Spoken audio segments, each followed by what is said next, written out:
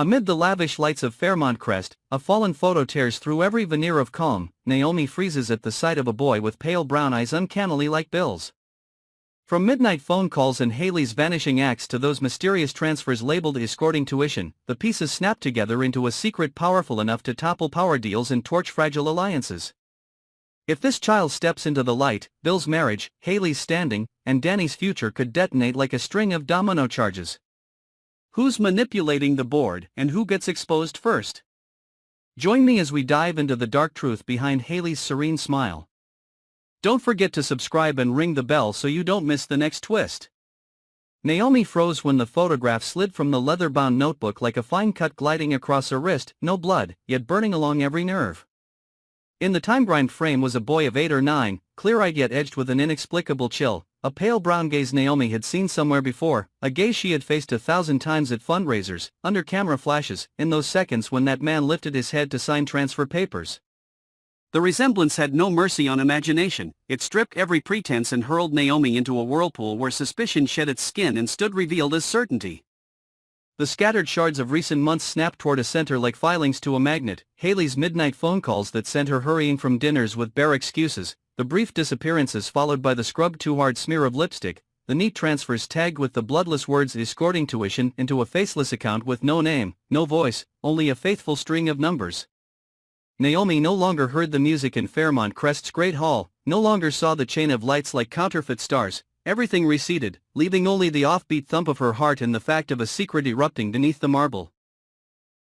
Anger did not strike like thunder but settled like cold fog. It creaked around her ribs and pooled in her stomach with a metallic taste. Naomi had believed she understood Hayley, or at least the way Hayley operated, a woman who knew how to use the light and the dark of this wealthy enclave to march straight toward a goal, love as instrument, faith as cosmetic, loyalty as silk draped over a borderline. Yet Naomi had still trusted in a few boundaries, believed that even deception happened on a chessboard everyone could see. Now the photograph redrew the board, abolished rules, slid pieces along trajectories no one had charted. A hidden child was not simply a betrayal of Bill or Danny or any agreement, it was an axe to the fragile order of Fairmont Crest, where bloodlines, surnames, secrets, and wills formed 4 shaky pillars. If the boy was Bill's, every vein of the estate, every trust, every alliance propped up on titles and appearances could split, and when a pillar splits, the tower falls. Naomi saw the rings radiate outward, Danny's quiet frenzy when she realized the love she thought reblooming stood screened by a small, unignorable shadow, Andre's stunned stare as names intersected on maps he never knew existed, Randy's smile sharpening at the edges, curved with the opening of a new blackmail door. But Naomi's fury did not aim at Hayley alone, it flared back on Naomi herself like a ruthless mirror. Where had she stood while the signs were shouting? Had she chosen silence because she feared shattering the thickly painted picture of prosperity? She remembered each time she had chosen to shut her eyes, when she watched Hayley slip out of a benefit with the flimsy pretext of a donor's call, when she skimmed a financial statement and pressed her doubt flat beneath a social smile, when a server mentioned a small face seen in a nearby neighborhood and she told herself it was someone else's child. She had traded truth for stability until the truth had withered into a whisper. That whisper had now vaulted into a roar, and Naomi understood there was no way back. On the surface, Hayley was still the woman who combined beauty and composure to walk through public squalls without leaving a footprint. Beneath that surface, Naomi sensed an icy blanching, not fear of exposure, but the calculation of outcomes already priced and accepted. Perhaps Hayley did not fear Naomi's discovery. Perhaps she had left the image where it lay like a pin to test reactions, a lever opening the scene she needed next. If the child stepped into the light, Hayley could fling a match into the web of fiction spun over years, dragging along Bill's marriage, the contracts, the tape and glue alliances. When everything blew, the survivors would have the chance to draft new laws. Hayley had never sought peace, she sought victory, and new orders are always born in the vacuum after collapse. Naomi recognized that design the way one recognizes a strange perfume in a sealed room, warm, evocative, dangerous. She set more links into place. The escorting tuition transfers had never been hush money for a petty romance but an architecture of covert patronage for a parallel life. In that life, the child stayed beyond camera's reach, beyond lawyers' grasp, beyond accounting's searchlight. If Hayley had hidden this for years, she had either a silent accomplice or a powerful sponsor, or both. Randy flashed through Naomi's mind like a blade that changes hands, at times the push shoving Hayley to the brink, at times the hand tugging her back to the safe line. Were the recent steps, the botched poisonings, the theatrical confrontations merely smoke for a larger plan in which the child was the veiled piece? And if so, was Bill truly the finish line, or only a wealthy, noisy station on the way to a bigger prize? The anger became an engine.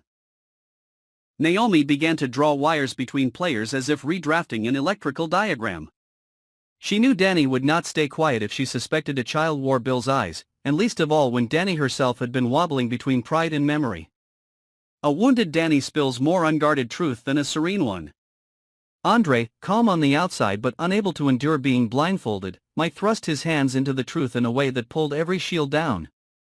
Vanessa, with danger pinned inside her like a hidden pin, would scent disorder from a distance and start arranging her pieces.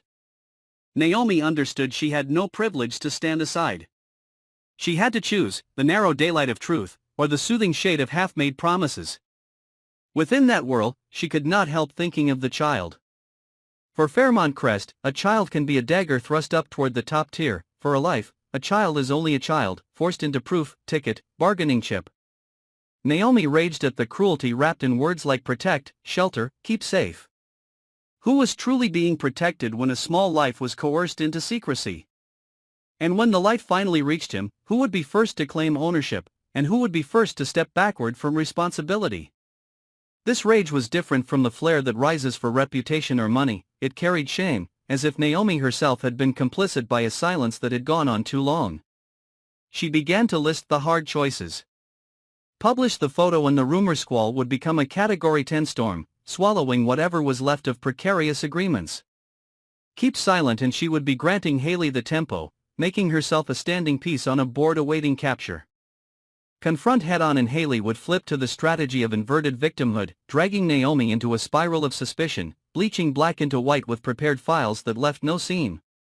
Every fork looked unlit. In all scenarios, exposure was inevitable. The only difference was who detonated first and who was still behind the curtain when the drop came. Naomi refused to let fury turn her reckless. She gathered the fragment, fixed the date, context, the boy's age, aligned the timing with Hayley's work trips. She traced the transfers marked escorting tuition, cross-referenced term calendars for private schools known only to families with the right key. Each datum slid more snugly into the larger picture, a picture ever harder to deny. And when it was sharp enough to sting, she asked again, what was Hayley's final motive? If the aim was to re-engineer power around Bill, why not play the child early? If the aim was to destroy Bill, why tend so carefully to years of tuition? Was Hayley holding her most valuable piece to trade for something larger, waiting for the instant when everyone thought they had mapped every move? Fairmont Crest pardons no one soft-hearted, yet it also punishes those who press too hard if they topple the stage where everyone performs. Naomi saw the relay of reactions. Donors catching the scent of scandal would vanish, rivals already squared off against Bill would swing the moral hammer, enemies of Hayley would chant the child's name as evidence in the lynching of her reputation. Among the audience with polite coats were people who delighted in blood behind cut crystal. Naomi despised that appetite, and despised even more the idea that she might become the first to throw a stone or the one who watched in silence. She remembered how she had come to this place, with a hunger to direct fate rather than be led by it.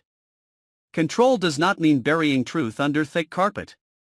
If she kept her eyes shut, she would become the worst version of the people she disdained. If she accepted the cost, she might pull everyone out of the blind zone. Knowing light is not always salvation, often it only exposes the wound. Part of her urged a burn-it-all sweep, another whispered about timing, platforms, allies. She thought of Danny not as a competitor for a man but as a moral hinge, of Andre as a sieve for reason, of Vanessa as an early warning system, of Smitty and Martin and the other children of Fairmont Crest as dry leaves that ignite too easily. When Naomi lifted her gaze, Hayley still stood there with a bloodless smile, the smile of someone who had finished weighing the price. No words were needed to understand the game had entered a new round.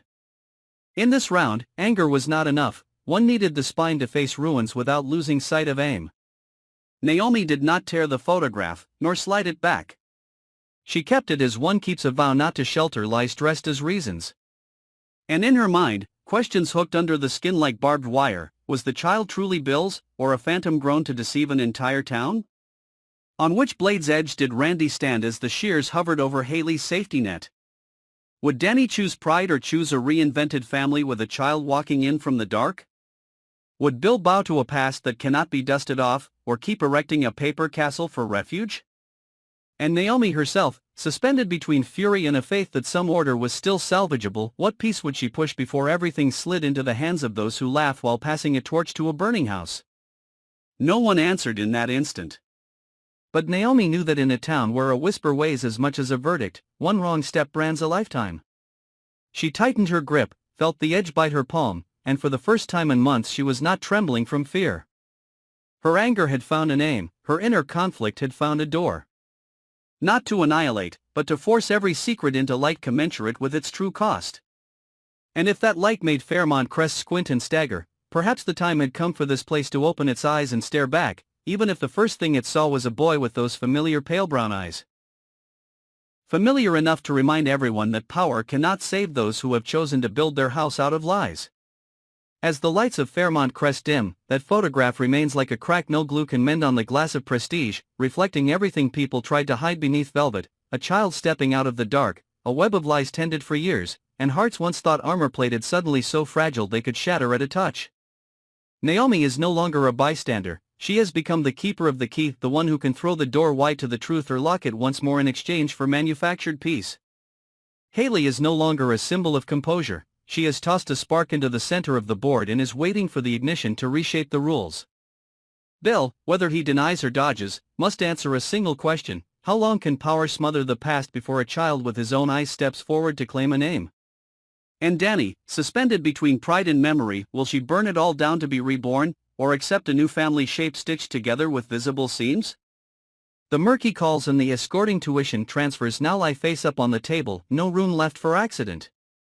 If the child appears, the cords of agreement will snap like overtuned strings, trusts will change hands, allies will flip, enemies will smile, and Fairmont Crest will learn to hear the sound of its own fracture. If the secret is dragged out longer, the infection of deceit will spread in silence, priming a detonation far worse tomorrow than today. Every road demands a price, the only difference is who pays first and who stays lucid enough to count the losses. In the days ahead, expect decisive moves. A tuition file surfacing with surgical cruelty, a bank statement that slips and shows a name, a sponsorship letter that betrays its signature, or a work trip traced to a private school gate where pale brown eyes stare straight into the lens. When that happens, it won't be only Hayley under the glare, everyone connected will be examined in a light that no longer flatters. Who will seize the truth as a weapon, who will wield it as an excuse to destroy, and who will quietly step out of frame, leaving the blaze for others to fight? The answers, as always in Fairmont Crest, shift color with the wind of power. If you want to keep brushing the dust from that photo with me, leave your thoughts below. Is the child truly Bill's missing piece, or Hayley's final card in a high-stakes game? Should Naomi lay everything bare, or wait for the moment that strikes the network at its heart? Can Danny save herself without setting the past on fire? And when the truth rises, will Fairmont Crest remain a refuge where secrets can hide? Hit subscribe and ring the bell so you don't miss what comes next, where every small detail might be a key, every pause a pitfall, and every step decides who walks away when the velvet curtain finally falls.